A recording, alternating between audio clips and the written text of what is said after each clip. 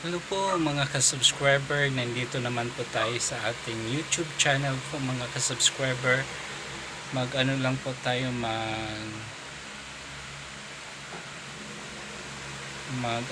mag-update sa ating YouTube channel po. Kasi ngayon po magre-react lang po tayo dahil po na kailangan talaga po natin mag-ano po mga ka-subscriber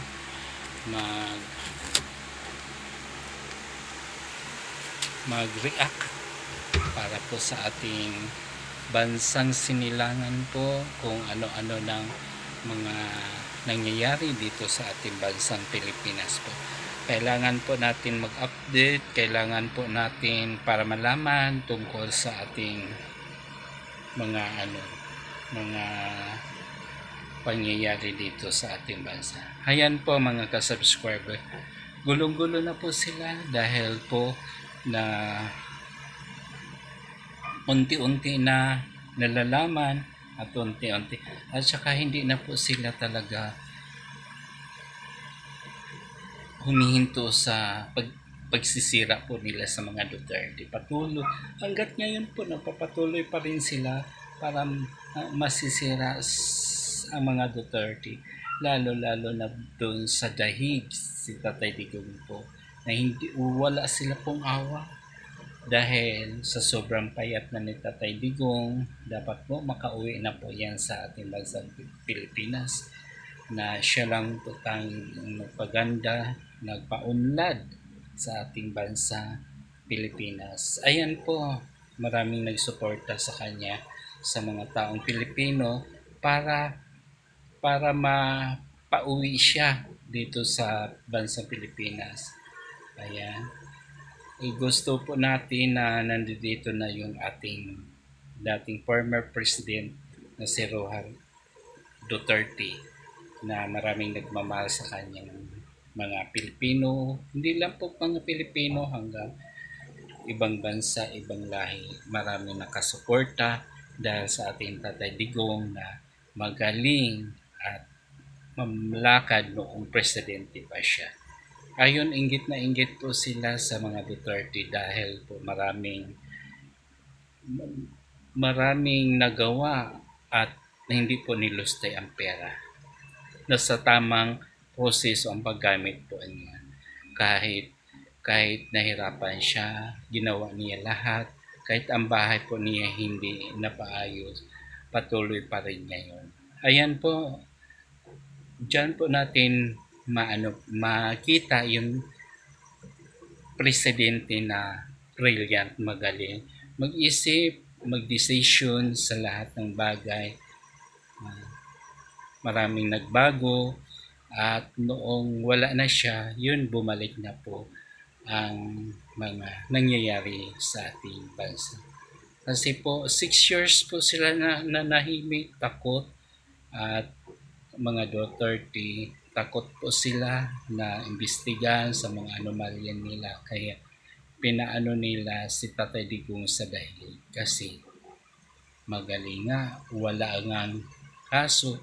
Ngayon nag-ano po sila po na doon sa dahig na sabi daw wala na daw ebidensya. Ngayon po naghain po sila ng ebidensya, 100 na ebidensya ang hinain nila sa ICC.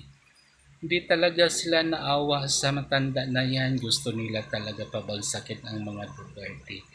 At saka ang mga tao, mas lalo minamahal si Tatay Digong sa mga pinagagawa nila. Ayan po, suportahan lang po natin po. Bring him home, Tatay Digong now, immediately. Kasi po, matanda na po siya at may sakit at nangangayayat na po siya.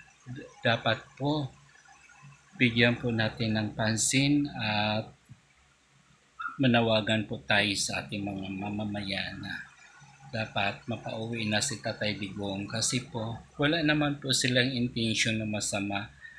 Dapat nga suportahan pa natin sila. Kaya wag po tayo maniniwala sa mga bulahang magaling magsasalita po na talagang ano na daw ang bansang Pilipinas, umaasenso na. Umaasenso na ang bansang Pilipinas daw, pero baon tayo sa utang sa ating bansa Pilipinas. Kasi po isipin po ninyo, 17 trillion na pataas ang ano po yung utang ng Pilipinas. Sabihin lang natin 16 trillion to 17 trillion. Ganyan po ang administration na yan. Talagang sabihin nila na umaasenso na daw yung bansa Pilipinas. Paano mag-asenso po? Maraming ang utang, walang nagawa. 3 years lang po ang termino niya. Dati kay Tatay Dirigong 7.2 ang utang lang, ngayon umabot na ng sabihin lang natin 16 trillion to 17 trillion, di ba? Saan po doon ang pinakamaliit sa inutang ni Tatay Digong? Lahat po nandoon kasakop na yung pandemic at saka yung Marawi war, ganon, na nawasak lahat at pinatayuan po niya ng bahay. Ganyan po katindi, at saka yung mga yung paligid dito sa ating sa Pilipinas, pinaganda niya, mga basura, inipon niya at pinaayos niya, pinaganda. Diba? Ganyan ang kabrilliant ng atin. Kahit pandemic dito sa Pilipinas, 2 years, patuloy nagtatrabaho sa mga long road way na po yung the big infrastruktura dito sa ating bansa Pilipinas. Kaya pinaghahangaan po tayo ng ibang bansa, kahit pandemic patuloy po ginagawa yung mga subway, mga malalaking highway at saka e-port, seaport, ganyan po, and lakes. Marami po ganon. Yung lumingon ka lang sa kaliwa, kanan at sa likod mo, yun ang pinagawa ni former president. Kaya brilliant talaga siya. Wala siya ninakaw kahit isang kusing. Hanggang dito na lang po ang ating video. Marami pong salamat. Bye-bye!